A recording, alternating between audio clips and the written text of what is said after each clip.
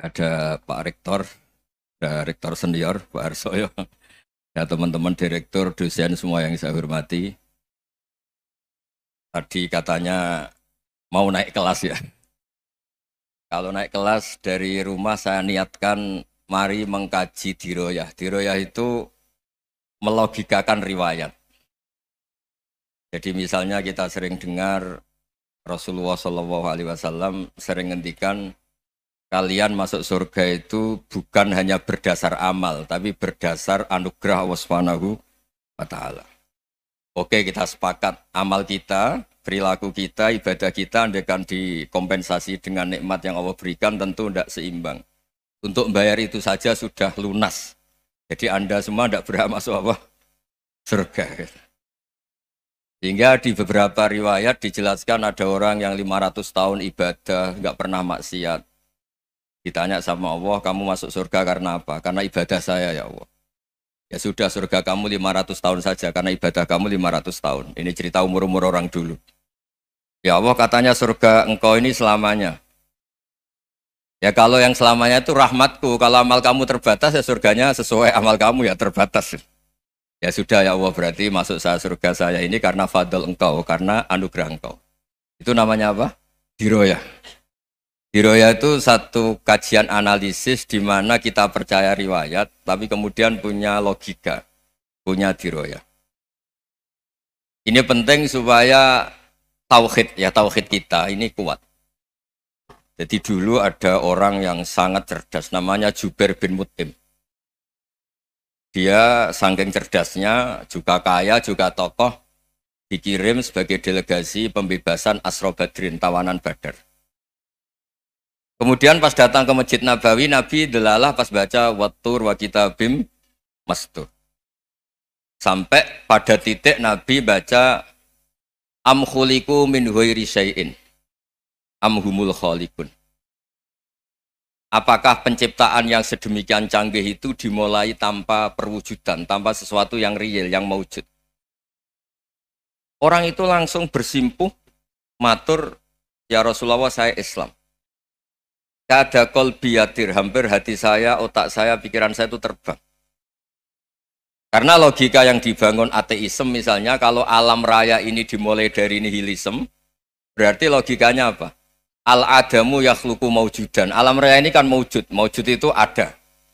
Kalau yang lebih dulu itu ketiadaan, berarti ketiadaan menjadi sebab kewujudan. Kalau dalam bahasa Arab itu al-adamu yakhluqu maujudan, sesuatu yang harusnya nggak jadi faktor karena ketiadaan menjadi faktor sesuatu yang nyata. Itu kan nggak masuk akal. Ya kalau alam raya ini ada al-adam sing yasbiku maujudan, berarti alam raya ini al-adamu yakhluqu maujudan, sesuatu yang tidak ada menciptakan yang ada. Dengan logika itu terus kita ngaji. Diajari sama guru-guru kita, sifat dasar Allah itu maujud. Wallahu maujudun qadimun. Terus masuk. Yang harus distatuskan pertama dari Allah itu apa? Maujud, wujud. Karena dengan wujud ini layak menjadi penyebab adanya alam raya ini. Sehingga ketika kita menolak faham nihilisme atau ateisme, faham tanpa Tuhan, tanpa pencipta awal, kita punya diroyah. Bahwa tidak mungkin ketiadaan ini menjadi sebab perwujudan alam raya ini. Yaitu am khuliqu min ghairi syai'in. Masa alam raya ini diciptakan tanpa sebab yang nyata, yaitu wajibil wujud. Siapa itu? Allah Subhanahu wa Ta'ala. Begitu juga menyangkut sholawat. Orang boleh beda pendapat tentang redaksi sholawat. Ada yang sholli ala Muhammad, ala Sayyidina Muhammad, Nabi Muhammad. Monggo lah masalah redaksi saja. Tapi setelah dianalisis, Nabi itu Pak Rektor, jadi Nabi setelah Nabi Isa saking dihormatinya sampai dituhankan. Juga jadi Nabi yang ada cerita masih hangat, orang Yahudi itu bunuh Nabi. Jadi yang satu mendudukkan Nabi sedemikian tinggi sampai kayak Tuhan, yang satu menjatuhkan Nabi sedemikian rendah sampai dibunuh. Kayak apa susahnya jadi Nabi Muhammad SAW. Kemudian dengan gampang Hadaddin agama ini bikin syariat yang bernama sholawat. Redaksinya monggo lah sesuai tradisi masing-masing. Allahumma sholli ala Muhammad, Allahumma sholli ala Sayyidina Muhammad, ala Nabiyina Muhammad, monggo. Tapi yang jelas redaksi ini kalau di diroyah dikaji, Allahumma itu Tuhan, Tuhan itu pemberi. Wa Muhammadun wa in jalla qadruh abdun min ibadi. Muhammad apapun tinggi derajatnya tetap berstatus hamba. Sehingga agama ini terjaga oleh syihotus sholawat. Agama ini terjaga oleh redaksi sholawat. Yaitu Allah tetap pemberi sebagai Tuhan yang enggak tersaingi, la syarikalah. Rasulullah Muhammad wa in jalla qadruh, apapun prestasinya, bisa mi'raj, bisa apa saja, tetap seorang hamba yang butuh muhtajun ila rahmatih. Jika redaksi Allahumma sholli ala Muhammad ini mengukuhkan yang Tuhan tetap Tuhan, hamba pilihan tetap hamba pilihan. Tentu dengan redaksi ini kemudian kita mendudukkan Nabi benar-benar posisi terhormat. Yaitu orang yang paling berhak dapat askat tahiyat, mendapat penghormatan Allah paling tinggi, yaitu Rasulullah Muhammad SAW. Dan itu diulang-ulang oleh Allah. Subhanalladzi asra bi abdi. Status hamba ini diulang. Lagi-lagi ini bernama diroyah. Bernama apa? Contoh ketiga misalnya fihi ayatum bayinatum maqamu Ibrahim. Dulu orang Yahudi itu ada diskusi masif. Syaratnya Nabi itu mbah-mbahnya harus Nabi. Harus keturunan Nabi. Kemudian semua Nabi rata-rata di Palestina, di Syam. Lalu Muhammadnya asal-usulnya dari mana? Tahu-tahu orang Arab kok Nabi, padahal orang Arab itu dulu jahiliyah. Walhasil terus diceritakan, bukti Muhammad ini turunan Ibrahim adalah ada jejak kaki Nabi Ibrahim di dekat apa? Ka'bah. Fihi ayatum bayinatum maqamu Ibrahim. Kalau Nabi Ibrahim pernah di Mekah, artinya beliau pernah meninggalkan turunan yang di Mekah, yaitu bernama Nabiuna Muhammadun sallallahu alaihi wasallam. Itu disebut fihi ayatum bayinatum maqamu Ibrahim. Nah, itu namanya diroyah. Diroyah itu satu perilaku keseharian kita beragama, kemudian tahu logikanya. Yang keempat misalnya, mangkana yu'minu billahi wal yaumil akhir falyukrim apa? Jaro. Orang yang iman karena Allah dan Rasul, maka memuliakan tetangganya. Andaikan pakai hukum sosial, tentu kalau tetangga kita baik, kita baik. Kalau kurang baik, kok kurang penggawean kan gitu. Tapi dulu itu pernah ada seorang ulama itu dibully ya, dikerjain sama anak muda tetangganya. Pak Kiai datang ke rumah saya, orang ini datang. Kemudian setelah di rumahnya, saya tidak jadi butuh sama Pak Kiai, silahkan pulang. Itu Kiainya senyum menikmati. Dan itu terulang 3 kali. Dibully seperti itu, dikerjain terulang 3 kali. Lalu tetap kiainya tuh asik, seneng sekali. Lama-lama muda ini tanya, kenapa engkau tidak tersinggung? Padahal saya kerjain sampai 3 kali, tak undang, terus tak suruh pulang, tak undang, tak suruh pulang. Kata kiai tadi, yang memerintahkan baik sama tetangga itu Allah. Jadi saya nikmati ketika bisa baik sama Anda. Tidak ada urusannya dengan perilaku Anda yang menolak saya. Nah itu terus kita tahu, memang motifnya kita baik sama tetangga karena iman sama Allah dan Rasul, bukan hukum kompensasi sosial. Jadi kalau mau diteruskan Pak Rektor, saya ngajar di sini ya karena perintah Allah itu orang alim harus ngajar, bukan karena perintah Rektor. Kalau diteruskan. Ya saya mohon juga gitu para dosen, para karyawan di sini kalau nggak khianat dengan UI itu karena takut sama Allah, jangan takut sama Rektor. Kalau Anda baik juga karena Allah, jangan baik karena apa? Rektor. Bagaimanapun ya semua kita ini makhluk. Makhluk itu la yadurru wa la yanfa. Begitu juga melihat Indonesia.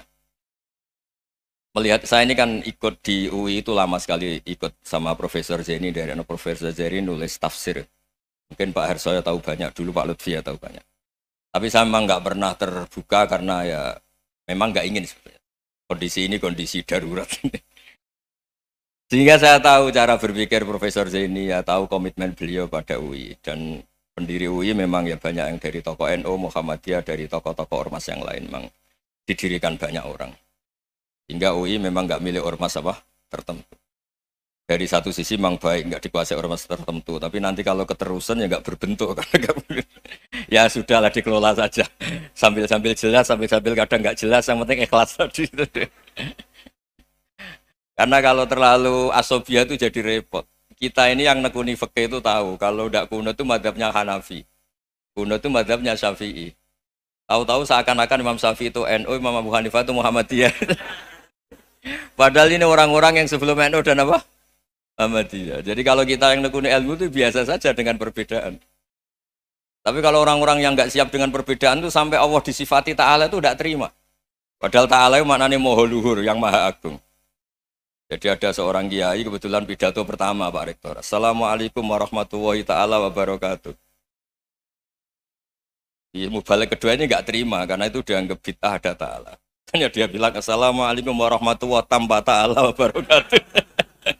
Itu saking asobiahnya itu Allah ditambahi Ta'ala itu tidak terima. Padahal Ta'ala itu maknanya Maha Agung. Nah itu kan jadi repot kalau asobiah gitu. Kalau kita ngadepi perbedaan itu biasa saja. Karena kita mungkin bacanya banyak, lihat hal-hal seperti itu ya biasa saja. Karena dulu itu perbedaan itu urusan sudut pandang. Ya saya ulang lagi, perbedaan itu sudut.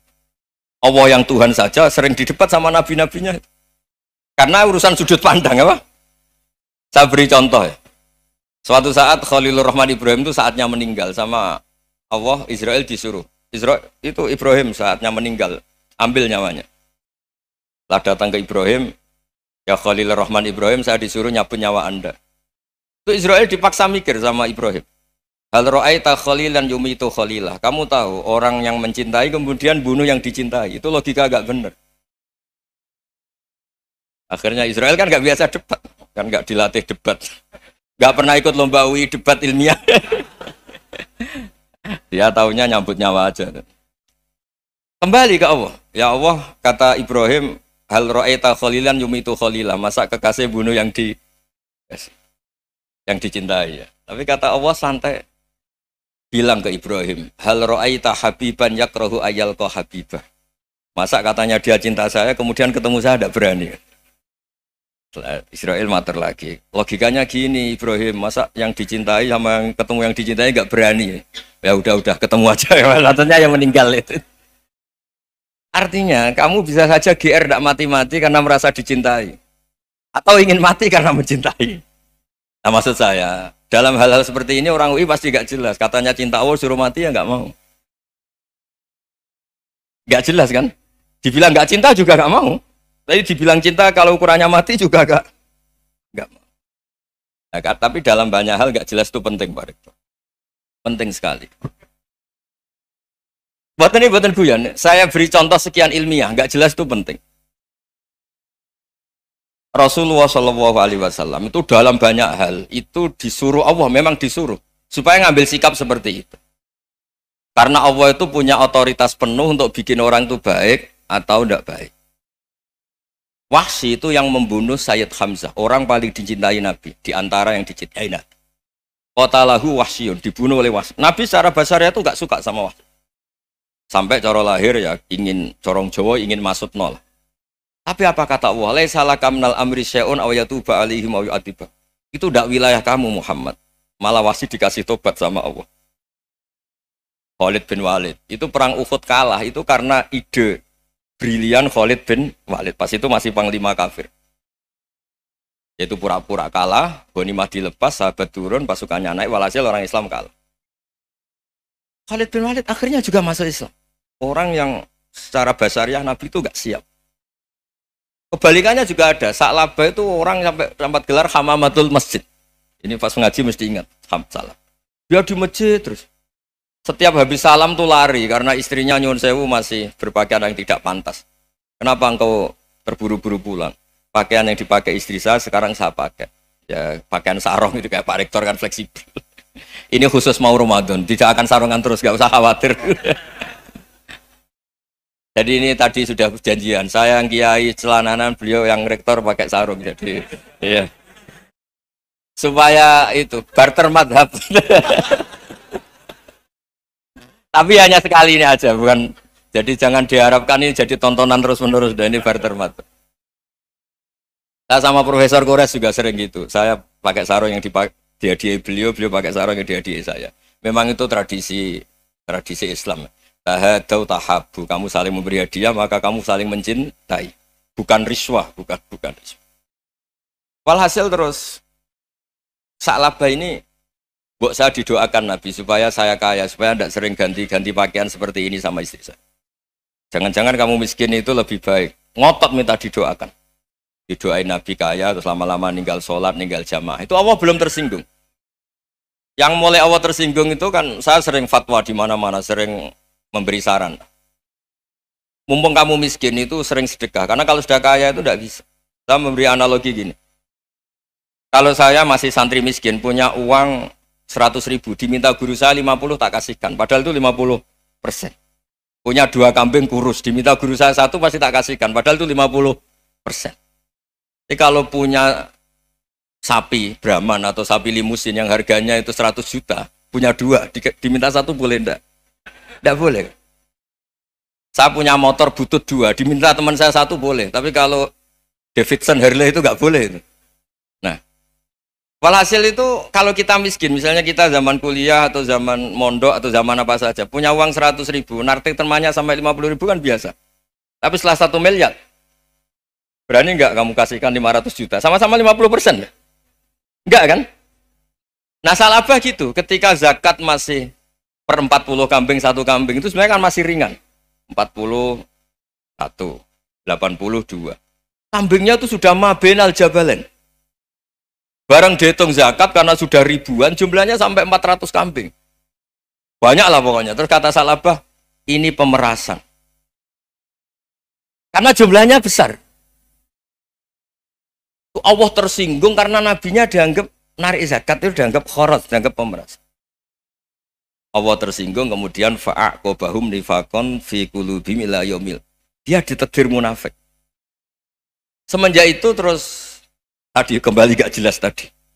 Barkohnya gak jelas itu menjadi orang tuh bijak. Ini sekarang nakal, jangan-jangan nanti jadi orang baik. Yang sekarang baik, jangan-jangan suatu saat jadi tidak baik. Semua orang introspeksi. Gak ada jaminan kalau kita sekarang baik akan baik terus. Gak ada jaminan kalau kita sekarang buruk akan buruk terus. Sehingga terus banyak kiai-kiai bijak itu memang lahirnya gak tegas. Tapi gak tegas itu yang menjadikan bijak. Karena sama-sama mungkin. Itu yang disebut laisa laka minal amri syai'un aw yatuba alaihim wa yu'adzibum. Itu tidak wilayah kamu. Ketika Allah mengomentari orang munafik juga wa yu'adzibal munafiqina insya'a aw yatub. Bisa saja ada yang diseksa, bisa saja ada yang dikasih tobat. Karena pola yang kita analisis itu semuanya menurut kita. Bukan menurut kemaslahatan orang apa? Banyak. Saya punya sekian contoh cerita. Orang yang sowan kiai baik-baik, mungkin bawa gula atau salam tempel, tidak tahu lah. Itu tidak mesti jadi wali. Tapi Kalijogo yang kenal Sunan Bonang, itu kenalnya itu karena ingin begal. malah jadi wali deh. Tapi tidak usah dicoba. Umar itu nyari Nabi itu mau dibunuh. Tapi malah tobat jadi orang baik. Jadi ini penting ngaji ya, supaya tidak tegas itu, tidak jelas itu kadang baik. Nah termasuk saya juga termasuk dia yang milih tidak jelas. Saya sering gojlok ini, Fajar Hadili ini murid-murid saya sering saya gojlok. Kalau semua sistem pendidikan kayak kampus, kayak UII, kayak UIN semuanya, itu sistem yang bagus karena tertib, jam kuliahnya jelas, mata kuliahnya jelas. Kalau di pesantren itu Pak Arso itu nggak tertib, tapi justru itu enak ketemu di jalan orang berani tanya. Nah, ini kalau mbak-mbak misalnya menstruasi, mau belajar haid nunggu semester berapa baru tahu. Itu bisa sekian tahun nggak sholat karena nunggu pelajarannya baru diterangkan.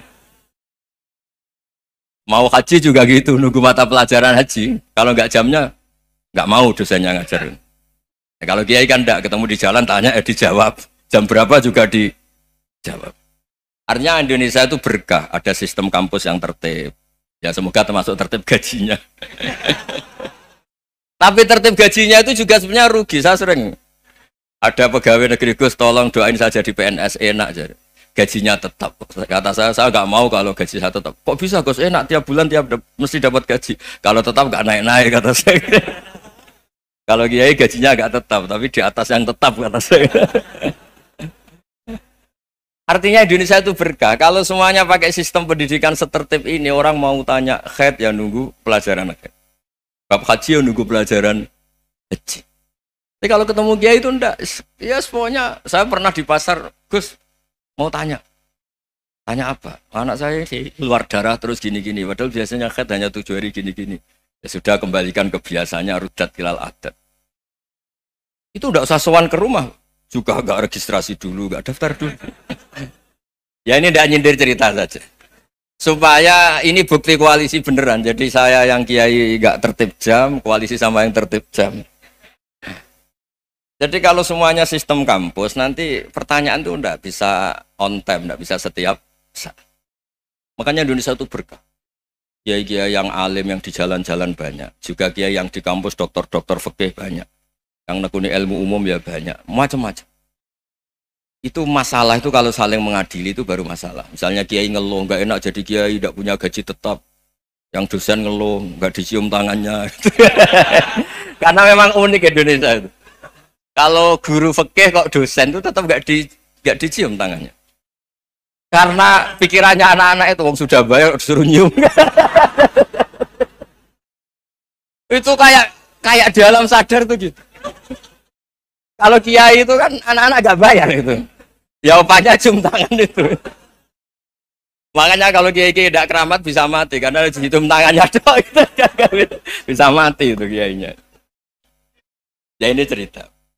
Supaya saling menghormati saling menghormati. Jadi kalau makanya itu pakar-pakar akhlak ya, pakar-pakar etika peradaban. Itu tertampar betul ketika Nabi urusan ilmu itu mengabaikan itu kalau sudah urusan ilmu. Misalnya begini, ada urusan ilmu, ada mbak-mbak cantik atau ibu-ibu cantik. Itu dalam Islam itu diajarkan jangan sopan-sopan banget.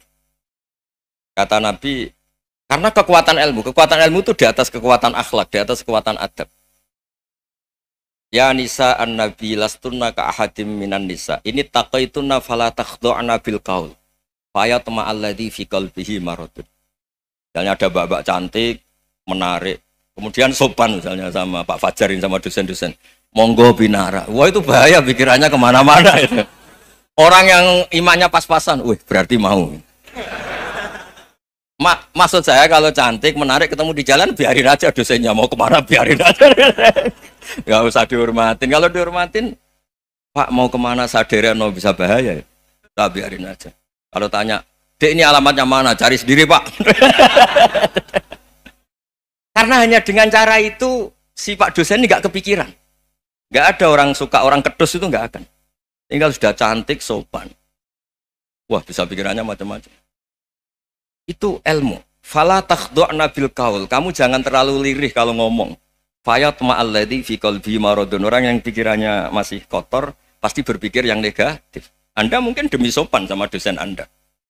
Tapi sejauh mana dosen Anda juga berpikir positif. Itu kan uji iman sama uji nyali. Nah, sama pejabat yang sopan sama kiai mungkin punya Alphard, punya Robicon, punya terus bawa uang banyak. Terus sama kiai cium tangan hormat. Jangan-jangan kiainya yang pikirannya macam-macam. Ini berarti bisa jadi muhibbin potensial misalnya. Nah, saya ini termasuk kiai yang pengagum ilmu. Sehingga saya sama orang yang medit, yang kikir sama saya itu saya senangnya bukan main. Kenapa? Karena kalau orang medit itu gak berhak nuntut. Tapi kalau orang lomo 1 juta minta surga, 2 juta ya minta apa? Surga. Gus, salam template. 200.000 aja kadang minta surga. Tapi kalau yang kikir-kikir ya sudah salaman tok sudah, nggak minta apa-apa kan dia tahu diri, nggak bayar kok minta. Maksud saya Islam itu luas, dinikmati saja, Pak. Dinikmati saja. Nah itu diroya, maksudnya itu diroya. Diroya itu kamu tahu aturan Islam itu kamu harus yakin khairihi wa syarrihi minallah. Semua itu ujian, tapi kemudian dikaji. Makanya saya ini termasuk pengagum Imam Syafi'i. Imam Syafi'i itu dikasih tahu. Tadi orang yang di depan engkau cium tangan hormat tuh di luar ngomong-ngomong, ngata-ngatain Anda. Imam Syafi'i tertawa-tawa sewenang. Ada ini dikata-katain di luar kok. Kok tidak kamu anggap munafik malah tertawa. Berarti saya wibawa, di depan saya nggak berani. Dianggap enteng saja. Dibilangin, sebagian orang kampung sini nggak suka sama engkau. Baguslah, tidak akan pinjam uang sama saya. Di mana-mana orang pinjam minta tolong tuh karena seneng. Kalau benci kan enggak. Intinya dianggap enteng saja. Yang terjadi di dunia itu semuanya dianggap enteng saja. Man asa ilaika faqat atlakoka. Yang berburuk sama kamu itu membebaskan kamu. Coba kalau akrab, titip. Ya misalnya akrab sama Pak Fajar. bilangkan ke Pak Rektor, sangkap tuh jadi guru tetap atau apa, kan ribet. Kalau tidak cocok kan nggak minta apa-apa. Makanya hati-hati Pak Rektor sama yang akrab-akrab itu. Itu dulu saya juga nggak paham. Di antara wasiat Bapak yang sering diulang-ulang tuh itu. Suatu saat kamu jadi kiai, ngelola orang nggak seneng tuh gampang. Sudah, situ orang lain. Tapi kalau ngelola orang nggak orang seneng tuh repot. Mintanya aneh-aneh. 100.000 aja minta surga. Hanya teman tenis saja minta naik jabatan.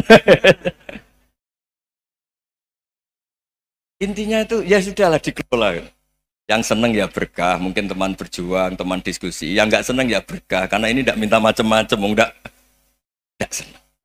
Nah itu namanya diroya. Diroya itu satu kajian keilmuan yang menjadikan kita ini nyaman dengan riwayat-riwayat panduan-panduan dari Rasulullah Shallallahu Alaihi Wasallam. Kayak tadi. Kenapa sih tentang baik sama tetangga, baik sama tamu? Hitung-hitungannya itu mangkana yu'minu billahi wal yaumil. Saya pernah dicium sama orang miskin yang akut miskin betul. Itu tak ajarin, Anda ini lebih hebat ketimbang orang-orang kaya. Misalnya gini. Misalnya ada komunitas rektor atau kiai besar. Saya ini kata orang banyak termasuk kiai besar. Mungkin kalau pinjam uang itu karena mau beli mobil, aksesoris mobil. Karena kita kiai top atau rektor atau orang-orang top. Kalau sesama orang miskin itu pinjem-pinjemannya itu urusan beras, itu urusan nyawa. Keren mana? Nyelamatkan nyawa sama aksesoris mobil. Nyawa. Jadi pahala kamu pasti lebih besar. Itu senengnya jadi orang miskin terus keterusan sampai sekarang. Itu, lo coba kalau menteri sama menteri, rektor sama rektor, kira-kira pinjamannya apa Pak Arso? Kan kalau mau beli mobil atau mau umroh VIP, pokoknya yang keren-keren. Kalau orang miskin pinjam karena apa? Makan kan, beras kan. Makanya kalau yang sedang miskin monggo lah, kalau ingin terus kan. Maksud saya Islam itu seenak itu, Islam itu segampang itu. Sudahlah yang sedang miskin ya keren. Karena sekali sosial itu urusannya apa? Nyawa. Tapi kalau miskin semua ya Indonesia bisa tutup kan. Ya sudah yang kaya-kaya itu saya menyelamatkan Indonesia karena bayar pajak yang menjadikan Indonesia berjalan. Tapi ya dipakai yang benar. Nah, begitu seterusnya. Ada kiai miskin cerita ke kita. Gus, enak jenengan alim, terus punya santri banyak, bisa ngajar di mana-mana. Saya bilang, hebat kamu. Dia hidup di daerah tertinggal. Itu yang diajarkan kan hanya tauhid. Kan nggak mungkin desa tertinggal baca fikih perbandingan madhab. Kan nggak mungkin. Kalau yang kayak Pak Fajar, Pak Sadali kan nggak mungkin. Fikih perbandingan apa? Madhab. Menyorot madhab dunia. Kayak engke-engke itu kan nggak mungkin. Tapi pertanyaannya, yang menyelamatkan masuk surga itu tauhid apa perbandingan madhab? Tauhid. Ini hanya mengajarkan fardu kifayah sunat-sunat. Ini Anda mengajarkan fardu ain. Surganya dulu kamu. Oh terus senangnya jadi kayak gitu. Karena yang diajarkan apa? Tauhid. Sementara kita yang gaya-gaya ini ajarkan perbandingan apa? Ada studi banding ke Al-Azhar kemana-mana. Ini enggak tauhid. Dari orang nyembah pohon jadi nyembah Allah Ta'ala. Keren enggak? Keren. Jadi terus kayak gitu sama saya senangnya bukan karena tak bela. Tapi ada yang agak kurang ajar tanya saya. Kalau itu hebat, kenapa Gus gak mau jadi kayak itu? Waduh. Wah ya repot kalau pertanyaan. Terus tak jawab, kalau saya jadi kayak itu, kamu ngangsu ilmu dari mana coba? Ya dari jenengan. Ya kalau sama gobloknya tidak bisa. Ya sudah Gus aja yang jadi kayak besar. Maksud saya, ya sudahlah kita begini seperti yang saya ajarkan di sini, saya sarankan supaya orang itu tahu. Ini namanya diroyah, apa? Makanya kata Imam Ghazali itu kalau kamu ingin sopan gampang melihat anak kecil, wa aqallu minni dzamban, dia dosanya lebih kecil. Karena masih kecil kan, tentu secara dosa enggak banyak. Kalau melihat orang yang tua, wa aktsaru minni ibadatan, dia tentu ibadahnya lebih banyak karena umurnya lebih banyak. Sehingga terus semua orang lain tuh di depan kita itu hebat. Ya semua orang lain sama misalnya Pak ini rektor, Pak Fathul Wahid rektor. Tanggung jawabnya lebih banyak, berarti pahalanya lebih banyak.